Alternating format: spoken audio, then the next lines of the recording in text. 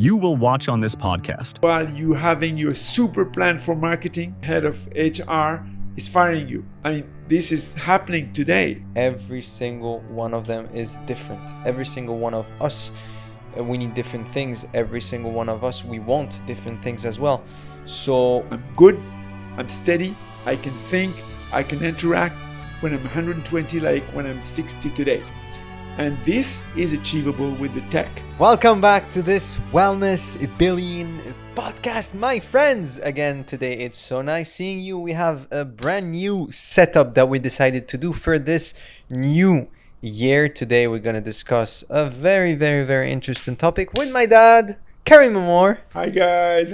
Yeah, the topic we're going to discuss about is the future of wellness, and it's about a survey done by McKinsey in end 2024. By the way, McKinsey has all the credit of the survey. It's called "What's the Future of Wellness?"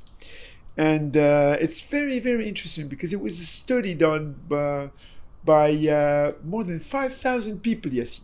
Wow. More than 5,000 people were interrogated in the US, UK, China, part of Asia. And they came out with very interesting feedback. And let me read to you some of it. So they just figured out that the wellness market, as is today, is a $1.8 trillion. I've heard about this as well. Not only from market, McKinsey, but a lot of people are talking about it as well. It is huge, and we're going to define what is wellness, because our audience is mainly wellness coaches, it is practitioners, it is insurance companies, it is entrepreneurs.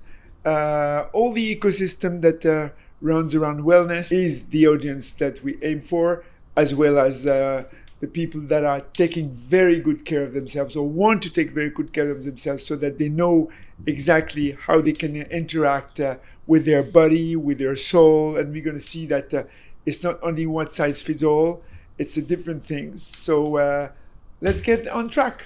Just a quick reminder, guys. Again, health is one of the most important things that you have to take care of. And that's the purpose of this podcast. The last podcast, we've been tackling 3 different articles, 3 different parts. Today, we're going to tackle one and only article, which is the McKinsey one that my dad came up with. And we're going to dive deep into it and how you can benefit from it. It's about the future of wellness and how you can handle it with your clients, or with your employees, or with your ecosystem, the ecosystem around you. And $1.8 trillion is a hell of a sum. And it supposedly, as you know, health is not at its top in the US. I think with this new election with Trump, I think Kennedy comes with a very strict program on how to anticipate the future of health and how to define health as more as a preventive as curative. And I think it will help a lot the ecosystem and the cost of health. Because when you look at health in all the countries, the majority of the developed countries, it's all in deficit. It's in deficit in Japan, it's in deficit in Korea, it's in deficit in China, it's deficit in the US, in Canada, UK, name it. And Europe, France is in deficit, Germany is in deficit. So every country is in deficit as well as health is concerned. We're going to talk about wellness, because wellness embeds health, and this is what we, Yassine and I and our guests, talking about wellness mainly, because when you are keen to take care of your well-being, your wellness in general, it includes health, which means that you have to look at several dimensions of it. I totally agree with you. And this is why we're talking about it today. This is why we're tackling it every single time that we do a podcast together. And it's when you hear about the numbers, when you hear about $1.8 trillion, right? $1.8 trillion, it's a hell of a lot. And there's place for everybody, but we need to know how we can make it happen the best way possible. And know that my dad is going to be happy about that, but it's thanks to technology that today we can advance in this industry. Yes, and if we dig into it today, it's because our company 𝐒𝐿 has the moonshot to help practitioners, wellness coaches, doctors, enterprises, insurance company, inspire ultra-personalized, bulletproof wellness for the future of humankind. In the era of AI, lots of things are happening. We have to talk about it. In the measurement and anticipation of wellness and health, lots of things are happening. We have to talk about it. So all this will be handled by Yassine and I today, particularly in the future, in the lens of this survey done by McKinsey, which is very well. I acknowledge that McKinsey has a very sensitive dimension on wellness, and every month they put up some surveys, and this one is a very late one. It's on the future of wellness. How are you going to see wellness in 2025? So let me read part of the survey, Yassine. Wellness market is growing as much as 10% per year, is now worth $480 billion in the US only. 82% of US consumers now consider wellness a top of important priority on their everyday lives, similar to 87% and 73% who say so in China, the United Kingdom, respectively. It's a huge number. Imagine you have over 80% of people, average in those countries, considering wellness as a top priority. And we were talking about it during the dinner. When you whatever you want to do, you have to be in good shape, and you can't do anything. And I think your clients, guys, are going to be happy, because our business models is a business model that is going toward you, helping you use our tech to be able to propose it to your clients and to make them, or to clients or employees, and to make them be at the fingertips of what you do on a daily basis, constantly, so that they are aware, they are stewarded by you, they are accompanied by you through an agent that will represent you in the dimension of relation with your clients. So we will come to it when it will be completely disclosed. But the philosophy is there. The philosophy is to help you help other people. Our aim is not to go direct to the people, but to aim to go toward you and your organizations, whether you're in a tech company, whether you're in a biotech company, whether in your pharmaceutical company. So help out, give the hand to you, and try to see how we can make this preventive medicine at the fingertips of the users, so they have a better wellness overall. I mean, the statistics that actually the article highlights is that there are more and more people taking care of their health and being aware of what health really means, and what not being healthy, the consequences of what not being healthy are. And this is a huge, I think it's the main concern, the main, let's say, key indicator was COVID. When COVID hit, a lot of people understood what health is, and we kept on going, and it's kind of, before it was going linear, now it's going exponential. And now more and more people are understanding that health has to be their priority, and it's our job to help them make the process easier for them, but for coaches as well.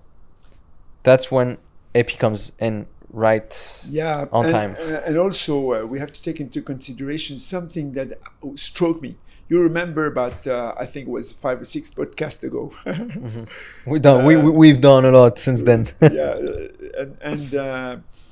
We were looking at the survey by McKinsey, by the way, and you remember that we were struck, not only me, but also you, the most interested and the most sensitized people toward wellness is the Gen Z generation, which is the youngest generation.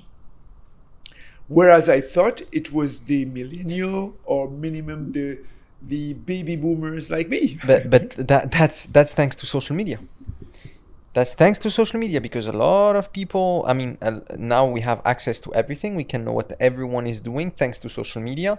And there's a lot of coaches like myself, or fitness influencers or whatever, that shows people how to eat, that shows people that everything is possible, that shows people how to eat a healthy pizza, healthy burger, healthy whatever. It makes the Gen Z generation more aware of what's health and how to become a healthier version of themselves every single day. Before, your generation, for example, you didn't have access of all this information right at your fingertips.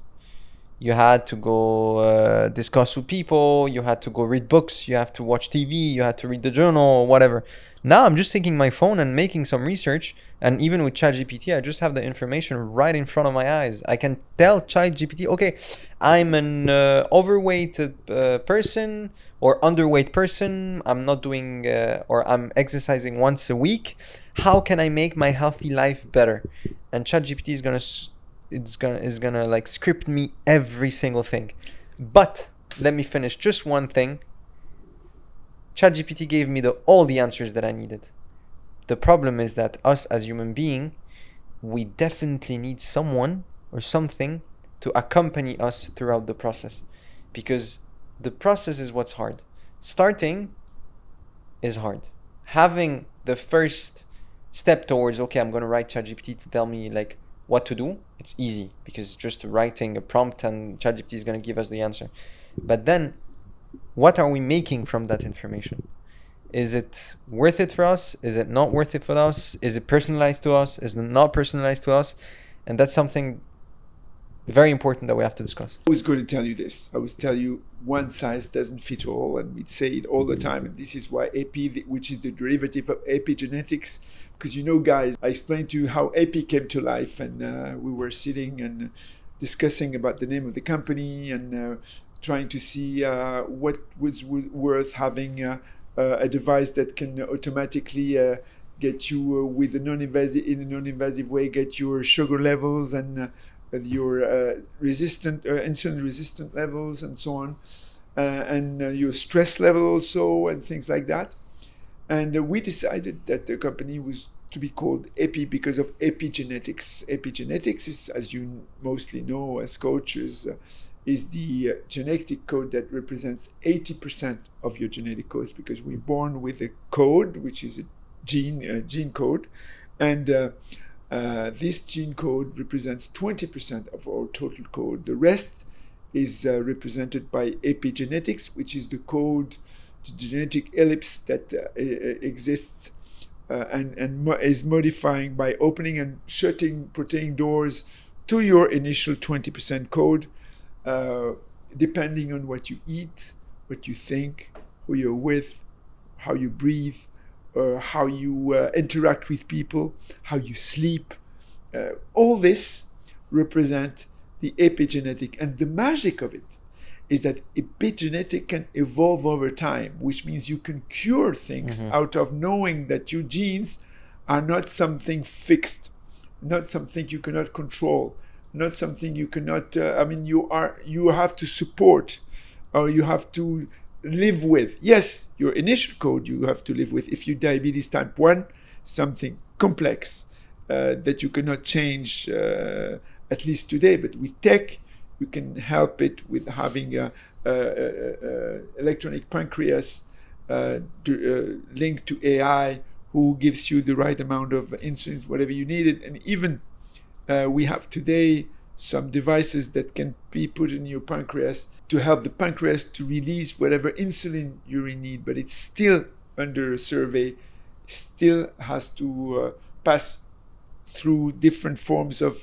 double check and control to be able to be launched. This is why in my Instagram and my LinkedIn, I always share with you the latest of the latest information related to nutrition, related to metabolism, because that's the aim of the company, to go toward precision nutrition for your clients, because we eat 3 times a day, and look into your metabolic health, because I would say the metabolic syndrome touches almost 5 billion people worldwide, and it means pre-diabetes, diabetes type 3, which is Alzheimer's, cardiovascular diseases, hypertension, obesity. All this touches almost 5 billion people. I was watching a program on TV, a very serious one, by the way, and there was a woman who was very well placed in the U.S. Health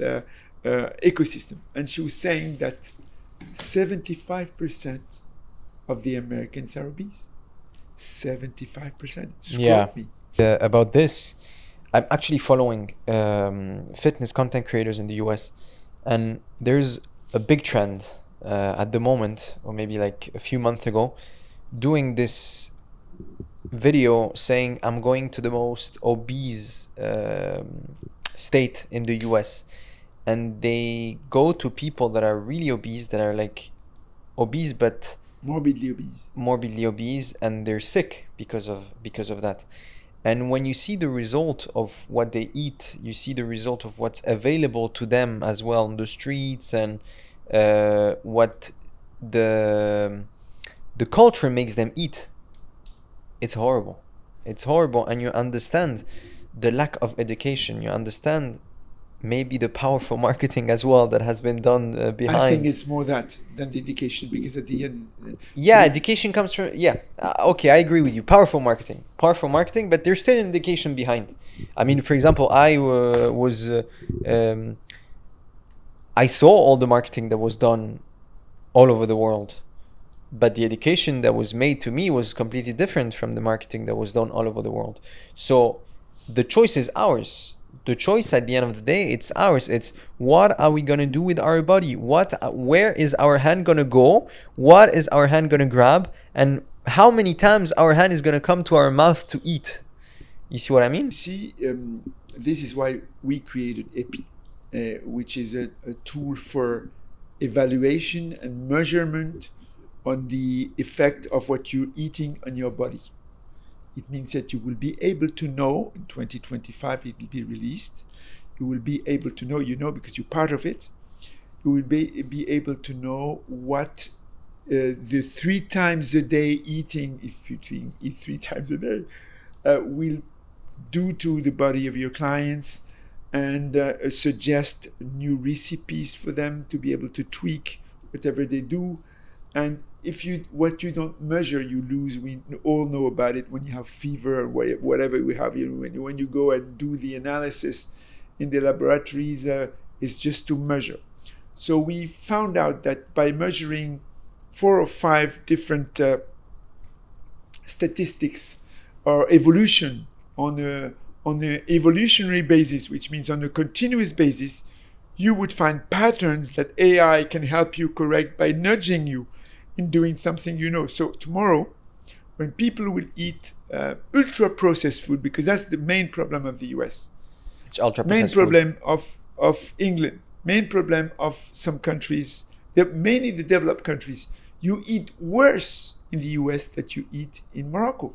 Yeah, because in Morocco you have fresh fruits, fresh vegetables, fresh food. We have a very good eating culture, kind of like healthy eating. Maybe we eat too much, but it's still like healthier than other countries. Depends on the people. Yeah, depends on the people. But I totally agree with you saying that the available food today is mainly ultra processed, and it's bad because when you see the nutrients inside of those ultra processed food, you're like, oh yeah, okay, this is not going to bring me anything. But there's this flavor catching, this marketing again behind it, this pleasant picture that you have of that burger, perfect burger, but at the end you see that it's not the same that you're receiving, but you're still eating it, and it's giving you this instant gratification that we're all looking for as humans. It's all about dopamine. It's all about it's all about dopamine. But like you said, tools like the ones that we're developing in 𝐒𝐿, and that is helping us to understand the reaction of what we eat at an instant moment without being invasive, obviously. That's going to be life-changing for certain people. That's going to help a lot of people like myself, for example, because I like ultra-processed food sometimes, just as this instant pleasure and as this to remove my cravings, and sometimes. But I know, and I'm educated about it, that this ultra-processed food is not going to bring me anything inside my body. It's only going to do me bad. But sometimes as humans, we need that instant gratifications to be able to last in on the long term in a healthy in a healthy. When is the last time you ate a real burger? That's a big question because I don't remember. I don't remember. Me neither. I don't remember when you ate your last. Remember when I was in Asia lately, we were at the Burger King with some friends, and they took a picture of me. I know, they sent it to me. We're having a travel in Asia with the team of the company, and for the purpose of visiting some quantum computing facilities to be able to do some simulations and see how computing is running there. We know about quantum computing in the US and Canada. Australia is very advanced. We wanted to see what's going on there so that we can maybe use some tools. And what happens is that one day we had a meeting with someone, and we were early. So one of us decided to go to a restaurant, and they chose Burger King. I was not really paying attention of where we were going, and I found myself in the middle of Burger King. So everybody ordered, and someone took a picture of me and sent it straight to Yassine. And what happens is that what I had in front of me was a salad. Yeah, I remember well. It was a salad. He sent me that picture, and I was like, oh wait, my dad is in a Burger King. That's something to remember. But then I saw closely, and I was like, oh, he's eating a salad in Burger King. I was like, what is happening right here? Like, not even a burger in Burger King is he's eating. But the one that is right is that those kind of foods are not good for you in the long term. Yes, you can enjoy from time to time and have a burger or whatever, but out of 365 days in a year, if you mess up, I mean, it's not messing up, because I'm in the culture of you need to enjoy sometimes. You need to eat whatever you want, but in a controlled way. It's important to make this 80-20 rule. I'm 100% defending this 80-20 rule. If you're 80% of the time eating healthy, exercising, taking care of your body, taking care of your health, and 20% of the time you're just letting go and enjoying whatever other food you want to enjoy, going out with friends, not going to the gym because maybe one day you're too tired or whatever, it's okay. And this is more a mental health situation than a body health situation. For the mental health, it's very important. Totally agree. You have to zig and zag sometimes. And the 80-20 rule is a good rule at the end. We have just to know something. The entry point for most of the diseases, at least most of the metabolic diseases, is sugar. And there is a book that struck me. It's called Why We Get Sick by researchers. I believe he's in a Harvard Medical School. His name is Ben Bickman. Probably is one of your peers, you know him. And he's explaining that the entry point for all sickness is sugar, and that we have to deal with it in the way that it brings up insulin resistance, and it can be shown in your body. You can see in your body if you're a kind of insulin resistant type of person by the shape of your body. And it goes very profoundly into it, and I loved it because it helped in our work understanding better metabolism, and I think it's one of the best in the world for metabolisms. I don't want to do so many commercials or publicity to him, but he deserves it. And he's a meat eater. He's someone who relies a lot of good proteins, but brings you awareness about your insulin resistance, because the more insulin you produce to cover up the transfer of sugar to your cell, or to help out the transfer of sugar to your cell, the more you produce insulin, and the more you will need to produce, the more level of insulin you will need to produce to have the same result. That's insulin resistance. And at the end, it comes down to pre-diabetes and diabetes. You remember, I got a brain tumor operation, and after that, I thought I was clean in my eating, and I got diabetes type 2 and hypertension. And this is why I decided to put all my efforts, all my money, I mean the money of the group, all my endeavor to to be able to bring up a solution that will be non-invasively tracking continuously your blood sugar. This is something key, and also your stress level in a quasi-direct level. So this is a second step. Also having the diagnosis of all the data that you could have, or the diagnosis that your doctor can give you, being facilitated by a very special vertical AI we developed, which is not an LLM, because as far as we know today, I mean, the LLM have a problem with diagnostics because they hallucinate.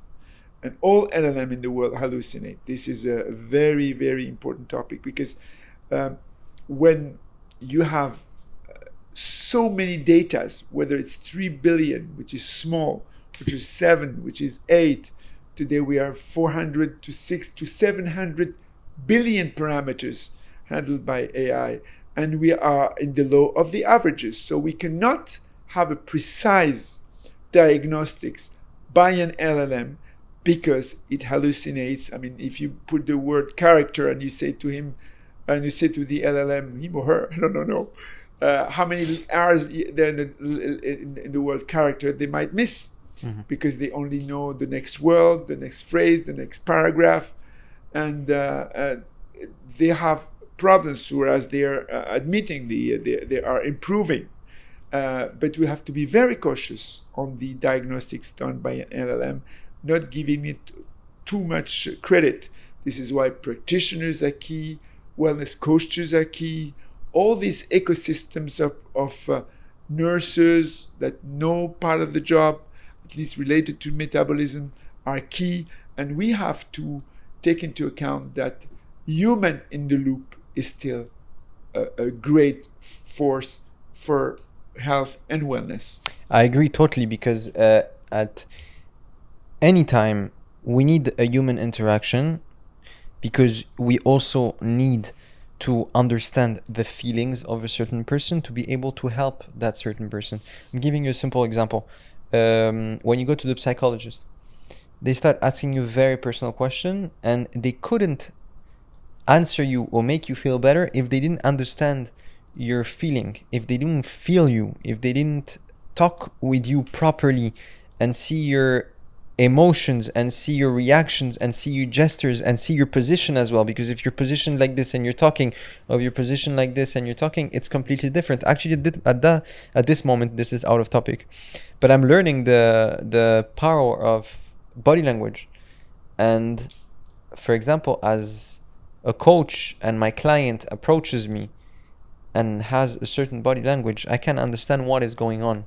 And for me, this is super powerful, and we never talk about it. When you have this human relation with your client, you need to analyze that client. You need to analyze that I don't like to call them clients or patients or friend. Let's call them friends. You need to analyze that friend to be able to understand properly what they need. Because you said it at the beginning, everyone is different. And it's not only about metrics. Metrics will help. Metrics will help more people. That's where metrics and AI comes. But human interaction, human connection is important for someone to feel good, understood, and help them grow in their health process. Yeah, you might have read my book, Renaissance Now, which just released, by the way, in October 2024. It's on Amazon. And in Renaissance Now, I explain EPI as 4 harmonies.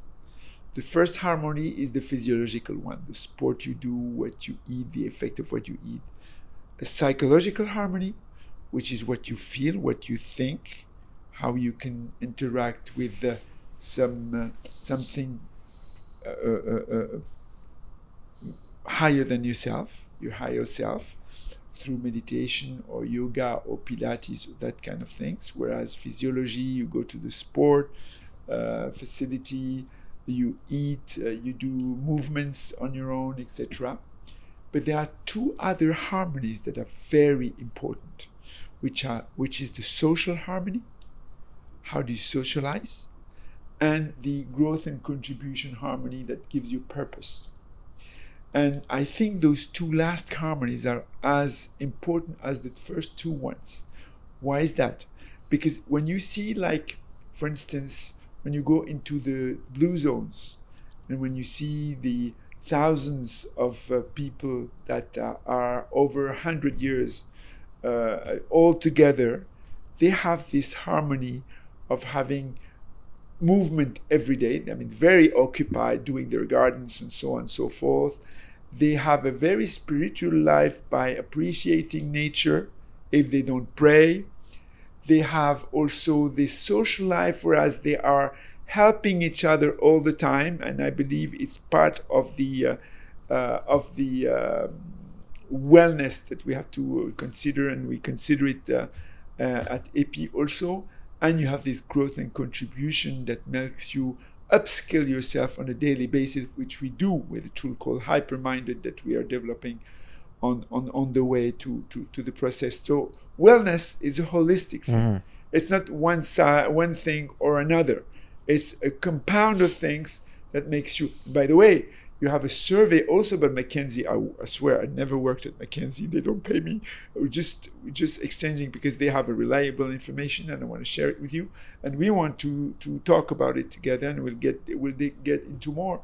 But those four harmonies are the ones that would help your client or yourself be capable of handling your life as a whole. And I totally agree. So let's dive into the future of wellness as proposed in the McKinsey article that we have right in front. Yeah. So let me give you some information. So what the top trends are: health at home. We're talking about it, and this comes from what you just said. Comes COVID-19. Mm-hmm. From the COVID-19 on, health at home became something of a very big trust for people. And they found out that during the COVID period, a lot of new solutions were invented, were proposed to people because they were stuck in their home. What do you think? I totally agree with you. Today we agree a lot. Yeah, 2025 is a good year. No, it's because this article is really helpful for people. And I first started on social media doing sports at home, showing people how to do sports at home while COVID. So I understand that fitness at home is really important, and it actually saves you a lot of time from not going into your car, driving to the gym, finding a parking, going out of your car, going into the gym, and then going to your session. While you did all this at home, I already finished my session. I'm showered, and I'm gonna start my day, for example. So fitness at home is a main game changer in today's world. But there is another side of the coin. If COVID-19 brought us home and made us like train home, cook home, even the food was something we took into consideration differently because we were nearly obliged to cook from home or order from a restaurant, but it's so expensive that after a while some people, or most of the majority of people, cannot afford to go to the restaurants every day or bring from the restaurant every day. So we were learning how to cook, and we were learning how to cook properly. The second harmony, which is we were interacting with something that make us think. And some of us had the possibility to go in the gardens, but keeping the distance between people. And this also linked us to nature. The fourth quadrant, which is growth and contribution, we were thinking about the value of life because we were all trapped in a kind of prison. It was a golden prison, but it was a prison. Whereas your liberty to, and I'll come to the third harmony, to interact was taken out of you. Mm-hmm. And after the COVID-19, the fact that we couldn't interact between ourselves except on the phone, but we couldn't see each other, we couldn't gather. We couldn't touch, we couldn't do nothing. Yeah, touch, talk for yourself. And after the COVID-19, I met a woman who is a psychiatrist woman, and she told me Karim, you cannot imagine how many kids I receive in my practice that are completely lost after COVID-19, and they are psychologically unstable because of the COVID-19. So if in the, I would say 2 or 3 harmonies it was good, or it was better, in the social interaction it was the worst. Mm-hmm. And this impacted people, because even at home you could not be close to your family. You have to be in one room sometimes when someone was touched by COVID, in another room, and it was difficult. I remember. Mm-hmm. And the fact that COVID-19 was there helped a lot of technical and technological solutions to raise, particularly on solutions on driving your health or your fitness or your wellness from far, like a connected wellness. A lot of connected wellness lessons were given or created at the Mm-hmm. time. And this brings us to the second major trend that McKinsey is pointing out, which is biomonitoring your health. It says that, you remember when we were getting back to our companies, they were measuring our temperature. When you go to the airport, they were measuring your temperature, and so on and so forth. It's a kind of biomonitoring. So we decided, why not to do it as a wearable, as it is in Apple and Samsung or Fitbit, whatever trademark it is, but going one step further, handling glycemia, handling stress in a direct manner.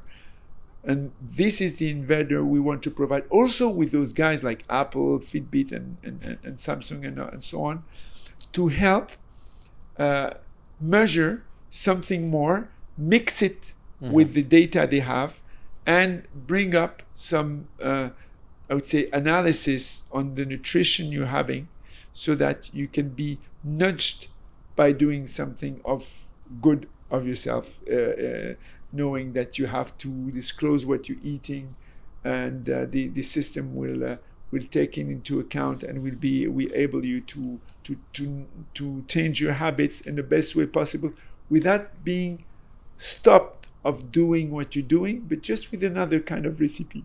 I mean, personally, the wearable that I tried many different wearables, like all of the ones that you can find in the market, and for me, it changed. I wouldn't say it changed my life, but it changed the way I see goals in my fitness journey. It allows me to have metrics. It allows me to track my performance. It allows me to do many different things. And I believe that more and more people today are integrating wearables into their life to improve their health, because they're mainly using it for that. Even though wearables today, like watches and whatever, you can use them as a tech piece to stay connected, mainly people are using it to measure their health. And for me, that's a major key point that we have to take into account, and that we're actually doing in 𝐒𝐿𝐻𝐃. But when we're talking about the deficit of the cost of health, due to the cost of health in all those developed countries mainly, I mean, it's something huge that you can just put to work in those countries to bring the bill of health much lower. I'm sure Kennedy is going to do a tremendous job in the US, and he's going to lead the way with Trump to show how you can have great cuts out of anticipating by prevention instead of curation.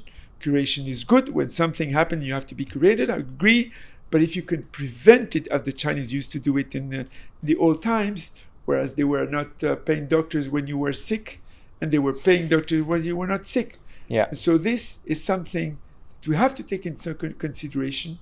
And I think the third point that the McKinsey report puts in place is the AI and LLM tools, as Yassine said, to help out. I say yes, but a big but. Why is that?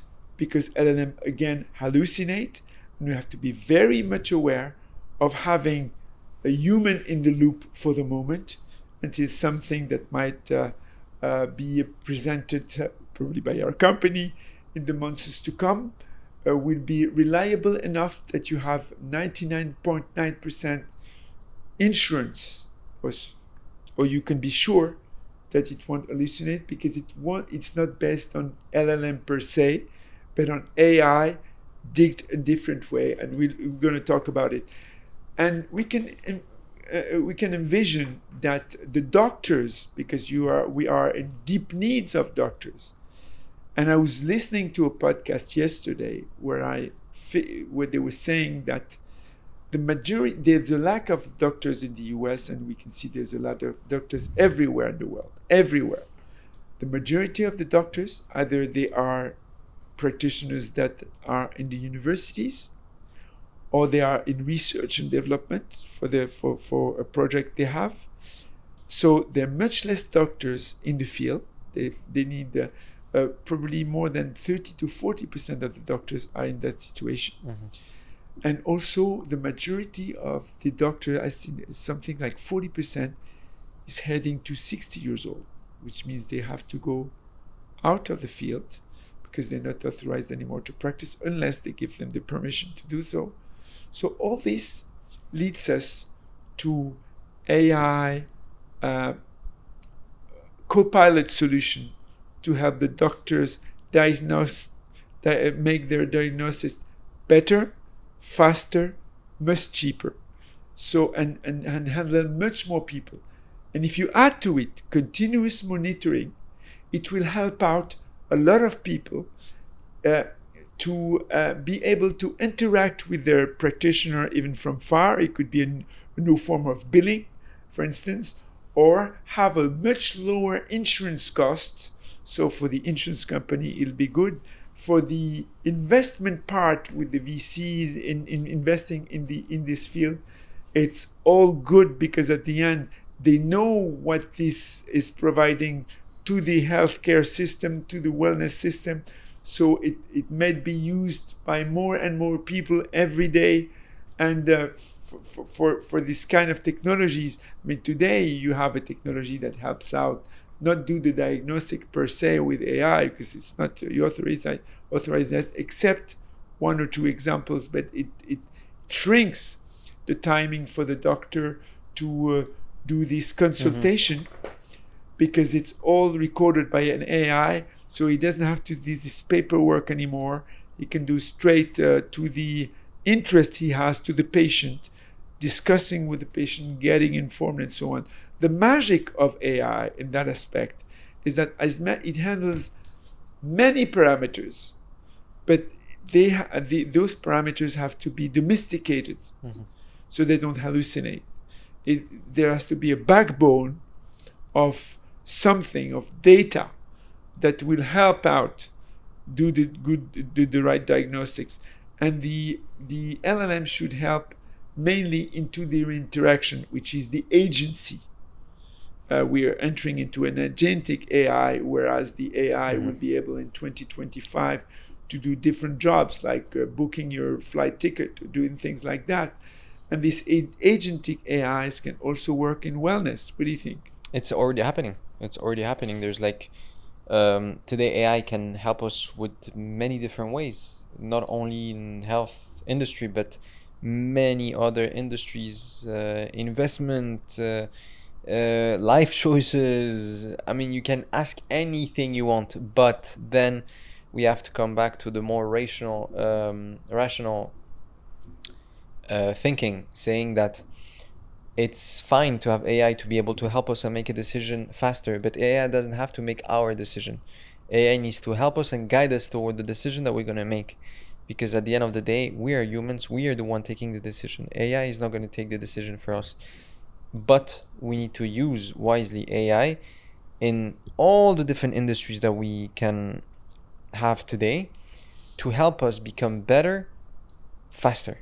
That's my take on that. Yes, I agree, with one point of difference, is that you cannot give to any AI anything to be done. I mean, there are autonomous AIs that are rising in the market. We have to be very, very careful about it. We have to look at them with scrutiny, not letting them evolve themselves in a telecom networks or in a cloud computer, handling themselves like this self-recursive AI. And it's a type of AI that does the job by itself. You can have control over AI if you are wise enough to be able to work with AI through programmation that is done to do special tasks with boundaries. When you leave AI to the freedom of whatever AI wants to do, like lately there was a robot. You have it in my LinkedIn. It's a story about the robot.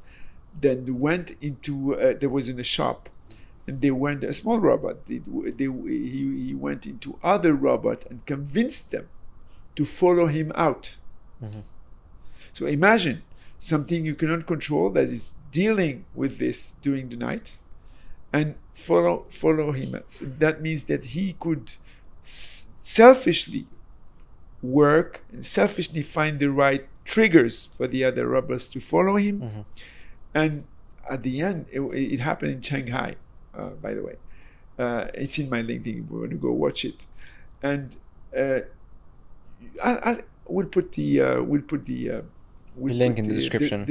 This description on that, but also on some LLMs that can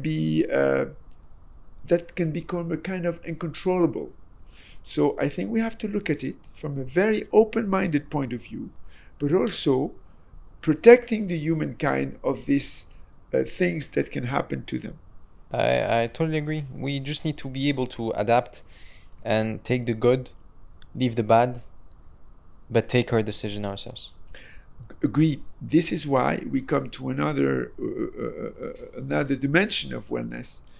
It comes from the stress of looking at this technology like AI technology, these conversions of technology, the quantum computing coming over, disrupting completely AI as we know it today by very vertical and profound calculations that helps you, like in the climate change, helps you find solutions for fusion reactors faster than any AI could ever do, helps you in finding new medicines.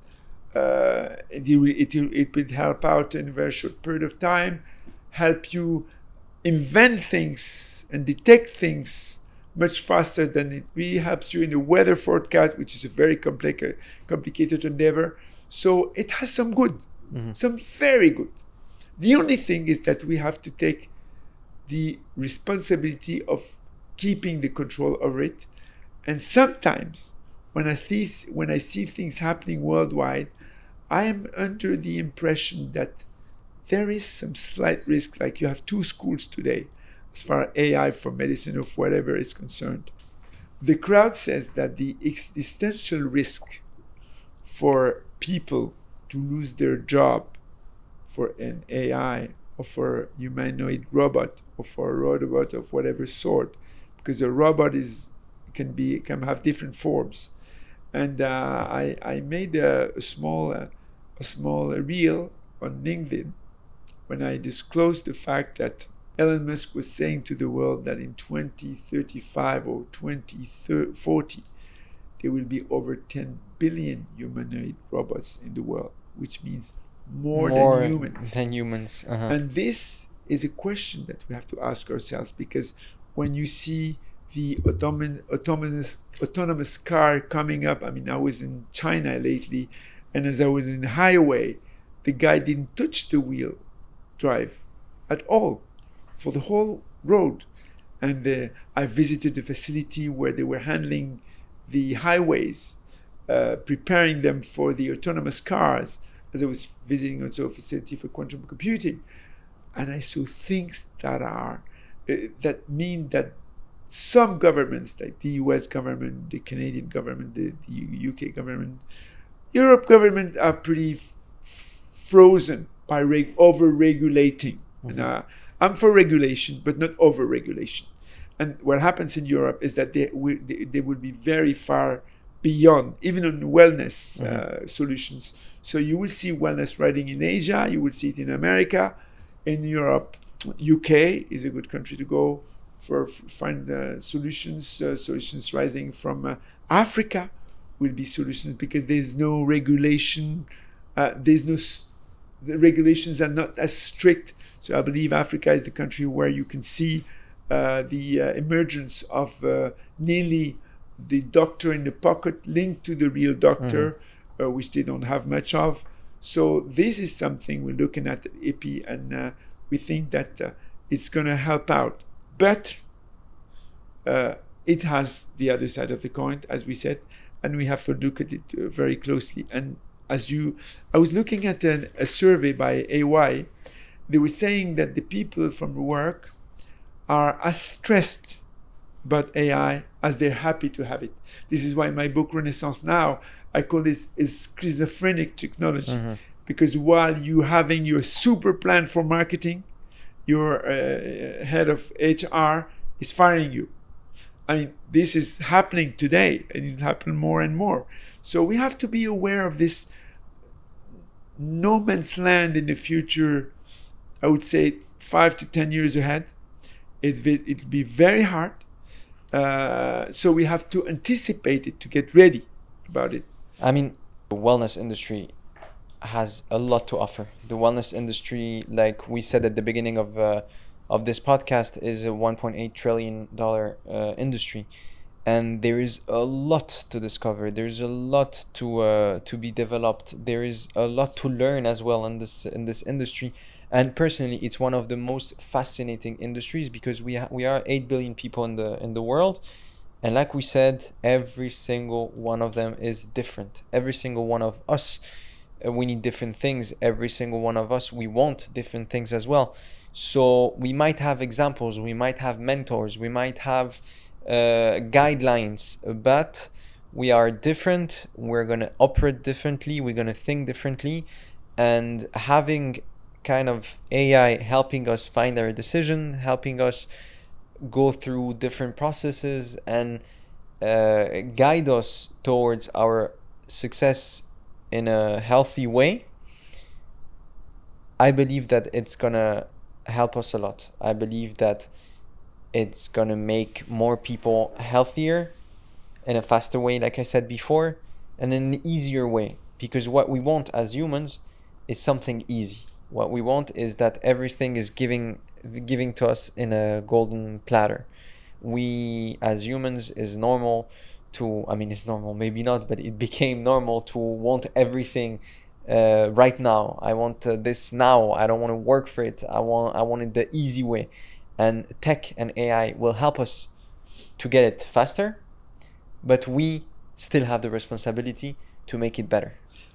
This would be wonderful, Yassine, if it can happen like you saying.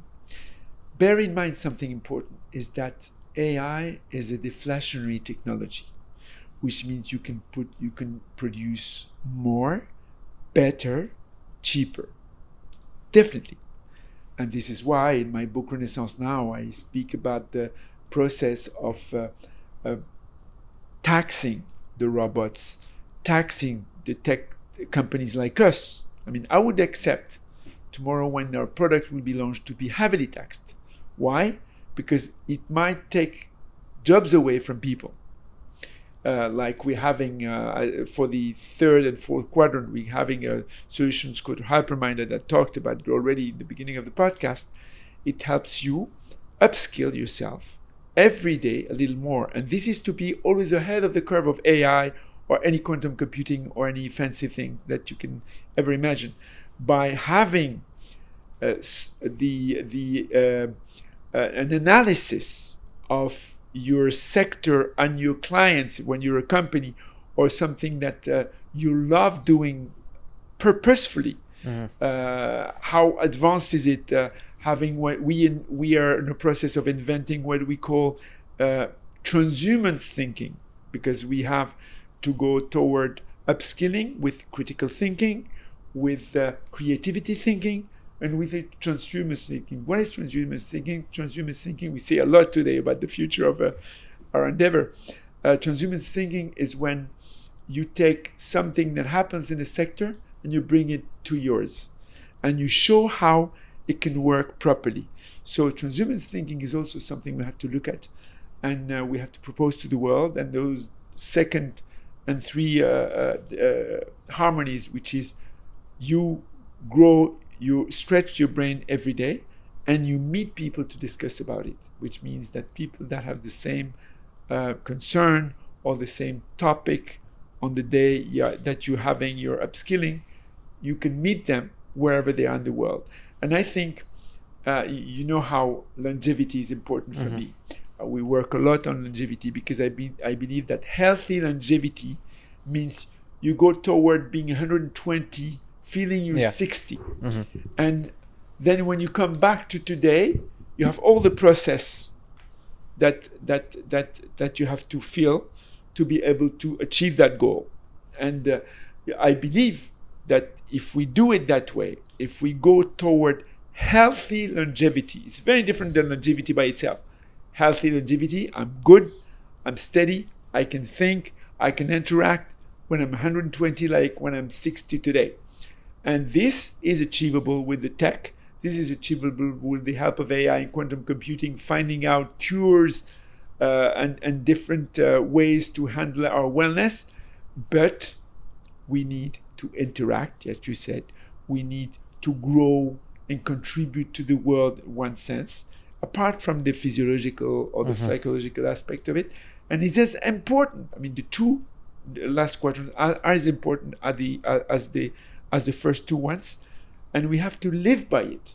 And if it's doable with the deflationary technology, it'll be at the fingertips of. Imagine, I mean, Elon Musk was named in the U.S. to cut the costs of the American federal government. I think he will achieve part of it. I don't know if he will complete his term with Donald Trump, because it's they're two strong characters, but he will do the job to cut on regulation, unnecessary regulation. Guys, we are for regulations, but not over-regulating. Now I consider Europe as over-regulating AI. I'm telling to my peers when I'm in conferences and so on, but it's like that. America is regulated everywhere, every field. They're gonna regulate properly what has to be regulated and leave to the technology the way to be able to be at the disposal of everybody so that they have a good life. There is two major problems for wellness. There is this wealth redistribution. If people lose their job, how are they going to live? Are they going to have like monthly payment done by the government that taxes tech companies? I would agree with that.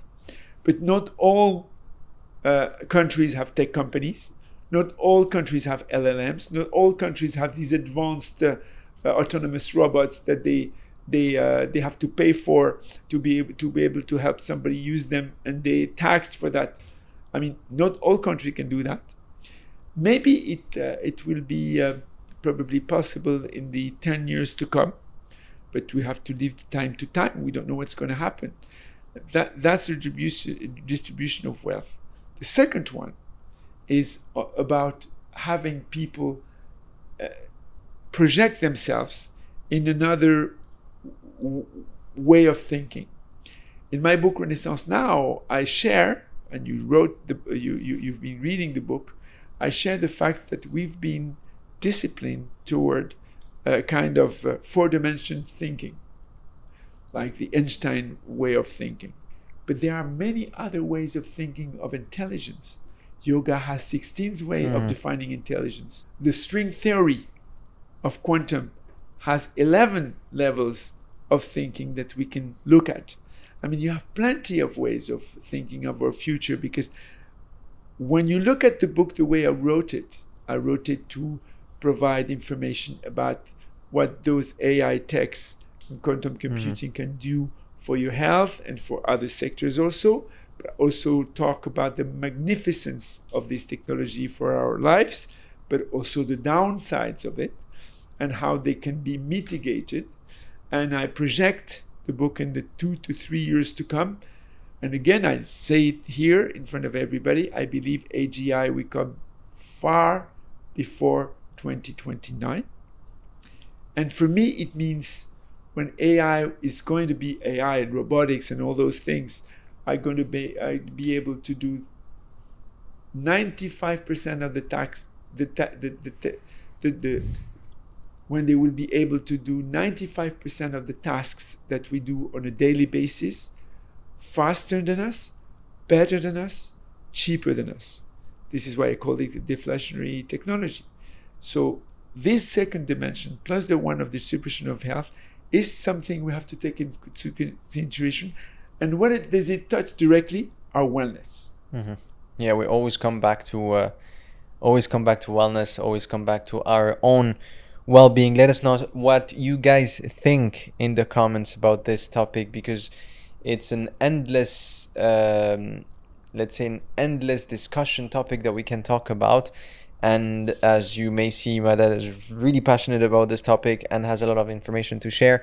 And we would love to read your comments about this topic so we can know, maybe you guys can give us some topics to talk about. We never asked you that. But if you want us to touch about some different topics, let us know in the comments. We really hope that you enjoyed this episode of Wellness Billion. Thank you guys for watching. Thank you for your time. Don't forget to like, subscribe, and turn on the notification button so you don't miss the next one. And let's see each other next week with other tremendous guests that we have to, that we're inviting. A lot of great guests are proposing us to participate to the podcast, which means thank you for your trust on what we do. And we hope that in the future we'll give you even more and more qualitative information for you and your clients, whatever clients it is.